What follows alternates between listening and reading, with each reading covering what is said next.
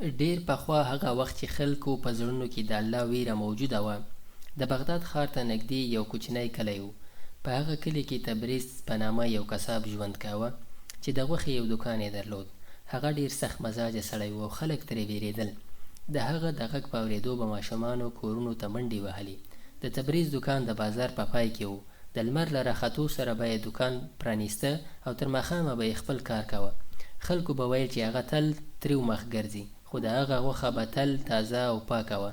هماغه کلي کې یو بل سړی اوسېده چې نوم یې طغرل و. هغه د خټو لوښي جوړول، ژبه یې ډیره خوږه وه او خلکو پرې ډیر اغیزمن کېدل. په هغه په جومات کې به تل د لومړي صف کې ولاړ او لمونځ به یې کاوه او خلکو ته به یې د نیکۍ خبرې کولې.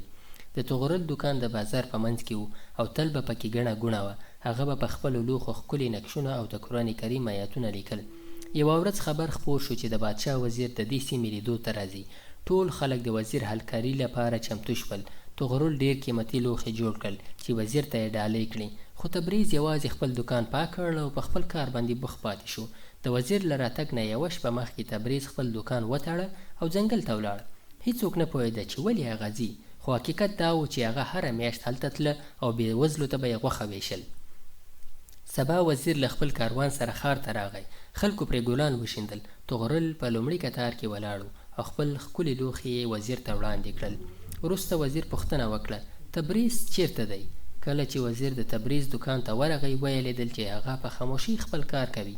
وزیر پوښتنه وکړه، ته پرون چیرته وې؟ تبریز وویل، زه ځنګل ته تللی وم چې بېوزلو ته غوښه وویشم. دا کار هره میاشت کوم. وزیر حیران شو او پوښتنه یې وکړه، ولې دې دا خبره چاته نه ده کړې؟ تبریز وویل، الله هر څه ویني، همدا بس دی. زه دا کار د شهرت لپاره نه بلکې د الله د رضا لپاره کوم. وزیر ډیر متاثر شو. بله ورځ وزیر ولیدل چې تبریز یو بېوزله کس ته وړیا غوښه ورکوي. تبریز وویل، هر څوک چې اړ وي زه ورسره مرسته کوم. 4 ورځې وروسته وزیر خلکو ته اعلان وکړ.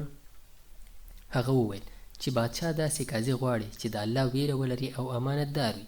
ټولو فکر کاوه چې دا مقام به طغرل ته ورکوي، خو وزیر اعلان وکړ، موږ د قاضي لپاره تبریز کساب غوره کړی دی. خلک حیران شول. وزیر وویل، هغه سړی چې په پټه نیکي کوي او د الله ویره یې په زړه کې وي، هغه د عدالت لپاره وړ کس دی.